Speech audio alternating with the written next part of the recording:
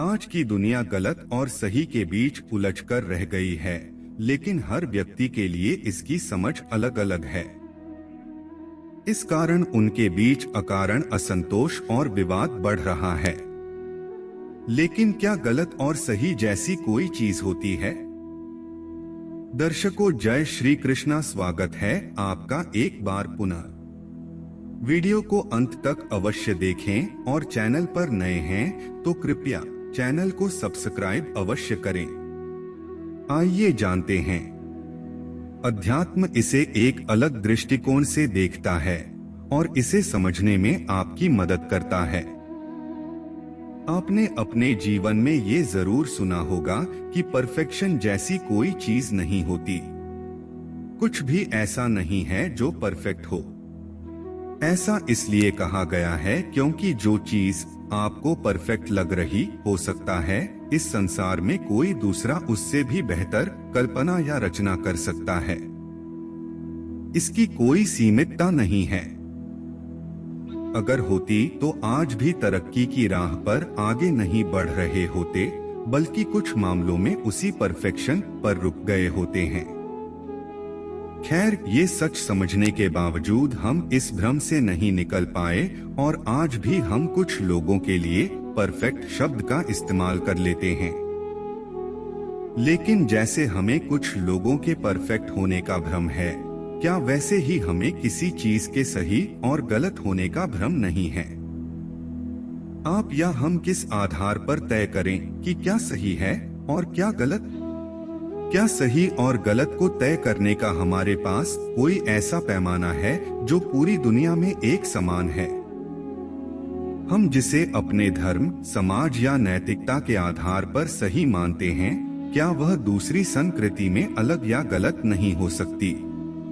अगर नहीं होती या ये मतभेद नहीं होते तो ना ही सांप्रदायिक अलगाव होता, ना ही युद्ध होते और ना ही भेदभाव होता। इन सब का मूल कारण ही ये गलत और सही का भ्रम है जो सबके जीवन में अलग अलग रूप में शामिल है। हर कोई अपने अहंकार, अपनी चेतना और अपनी मंशा के आधार पर ये तय करना चाहता है कि क्या गलत है और क्या सही, और उस पर अड़े भी रहना चाहता है। आध्यात्मिकता वह यात्रा है जहां आप चेतना के स्तर को उस ऊंचाई पर ले जाते हैं जहां आप इस गलत और सही के भ्रम से बाहर निकल जाते हैं।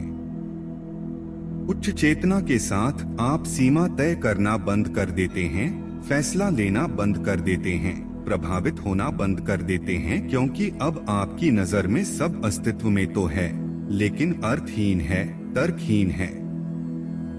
वास्तव में आप उन भावनाओं से मुक्त हो जाते हैं जो अब तक आपके लिए गलत और सही का निर्धारण कर रही थी। ऐसे में सही और गलत के मायने नहीं रह जाते। मनुष्य का सबसे बड़ा विकार उसका अहंकार है जो उसे सही और गलत तय करने के लिए उकसाता है। आध्यात्मिकता आपको अहंकार मुक्त बनाता है, जिससे आप इस विकार से मुक्त हो जाते हैं। फिर आप किसी परिस्थिति का सही और गलत आकलन करने के बजाय अपने कर्मों पर और उस परिस्थिति से मिले सबक पर अधिक ध्यान देने लगते हैं। अध्यात्म आपको वह सूक्ष्म दृष्टि देता है कि आप वस्तुस्थिति को समझ पाते हैं, क्योंकि वास्तव में एक ही चीज अलग अलग परिस्थितियों में गलत और सही दोनों हो सकती है। ऐसे में किसी भी परिस्थिति, कर्म, बात या व्यवहार, वो हर चीज जिसे आप गलत और सही में बांटना चाहते हैं, को जज करना व्यर्थ है, क्योंकि ये दोनों ही स्थितियां केवल भ्रम हैं, समझ का फेर है। कभी आपने सोचा है कि पाप का मुख्य स्रोत क्या है? वो कौन सी मनुष्य की स्वाभाविक प्रवृत्ति है जो उसे पाप की ओर ढकेलती है? आप उस प्रवृत्ति को पाप का गुरु भी कह सकते हैं।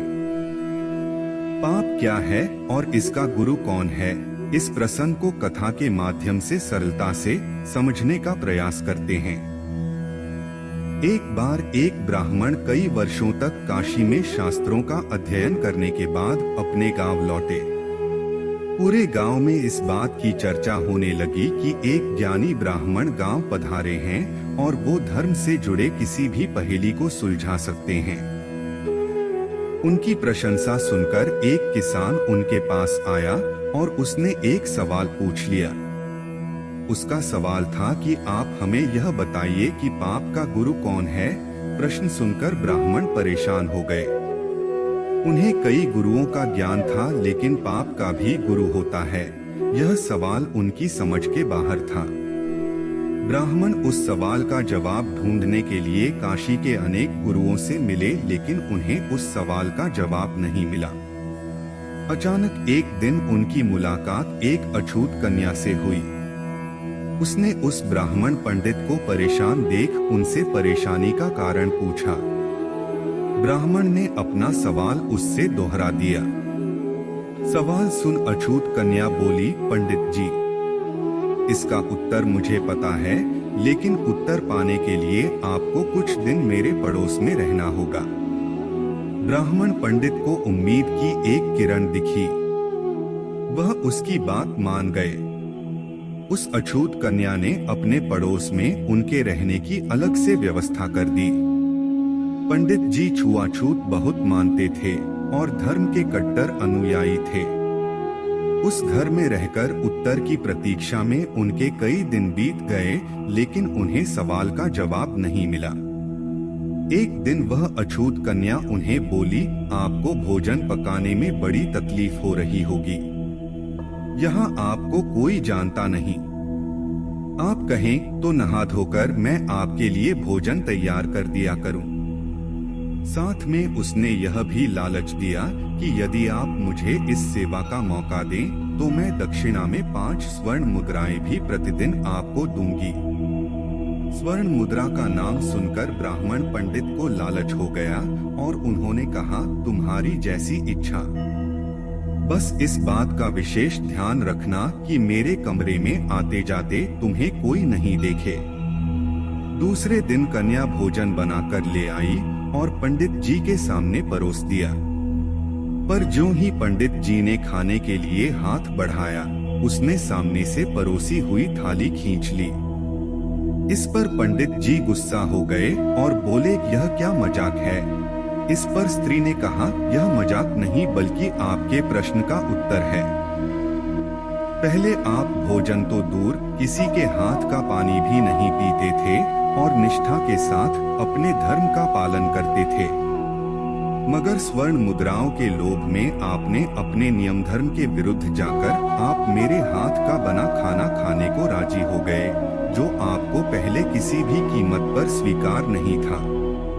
तो आपके अनुसार यह पाप है और आपके इस पाप का गुरु बना स्वर्ण मुद्राओं का लोभ। यह लोभ ही हर तरह के पाप का गुरु है। कन्या की यह रहस्यमय एवं गूढ़ बात पंडित जी को समझ आ गई। तत्पश्चात वह गांव और आकर किसान को उसके सवाल का जवाब दिया और समझाया कि लोभ लालच का जो कारण होता है, सही मायने में वही पाप का गुरु होता है। दर्शक बंधुओं, हमें आशा एवं विश्वास है कि जानकारी अच्छी लगी होगी। कमेंट बॉक्स में जय श्री कृष्णा अवश्य लिखें। धन्यवाद।